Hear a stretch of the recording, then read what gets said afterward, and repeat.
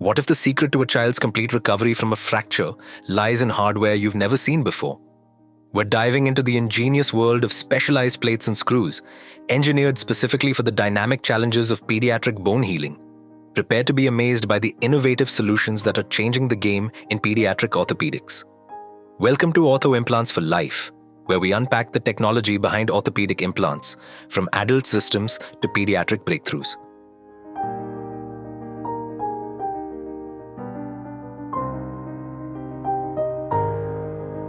Disclaimer: this video is for educational purposes only and does not offer specific surgical guidance. Always follow the implant manufacturer's instructions and consult a qualified pediatric orthopedic surgeon. The unique challenge of growing bones. In children, fractures aren't simply adult fractures scaled down.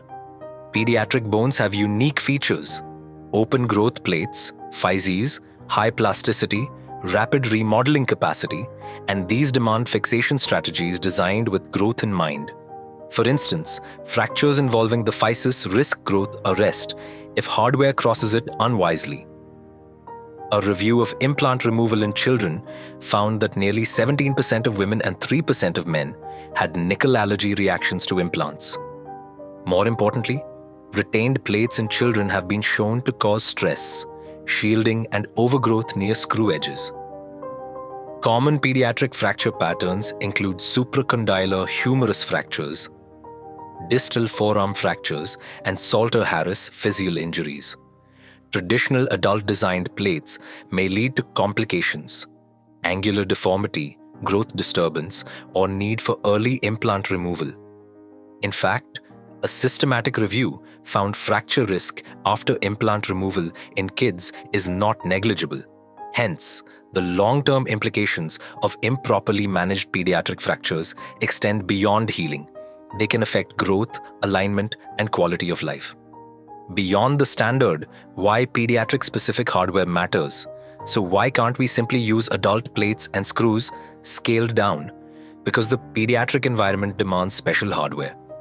Adult plates may be too rigid, interfering with remodeling and growth. Screws crossing growth plates can cause physial arrest or future deformity. Implant removal may carry higher risks in children. One study reported refracture after removal rates up to 6.3% in forearm plates. Therefore, orthopedic engineers and surgeons developed pediatric-specific solutions: lower profile plates, growth-friendly screw designs, bioabsorbable options, hardware that accommodates bone growth and reduces long-term complications.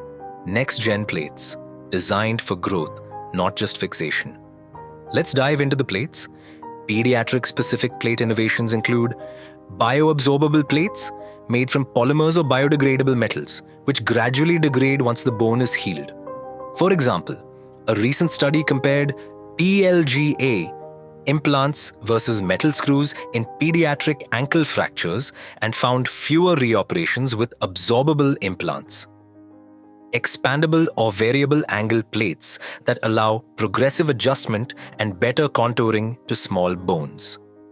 Low-profile locking plates designed to minimize soft tissue irritation, reduce prominence, and improve cosmetic outcomes. Evidence shows improved outcomes in pediatric forearm fractures using appropriately sized plates. A study noted that a 2.4 mm compression plate was often appropriate in younger children. Clinical advantages: less need for hardware removal, lower risk of growth disturbance, fewer irritations, and better cosmetic and functional outcomes. Smart screws, the science of minimally invasive fixation. Now, onto the screws. Pediatric-specific screw technologies include cannulated screws, allowing placement over a guide wire, minimizing soft tissue disruption. Headless screws, which sit flush or below bone surface, ideal in small bones or near growth plates to avoid prominence or soft tissue irritation. Growth-friendly designs, such as partially threaded screws placed distal to physes, or smooth Kirschner wires used across zones to avoid growth plate injury. According to survey data, wires less than 2 mm are used instead of screws when crossing open physes, as the smooth wire is less likely to cause physial arrest.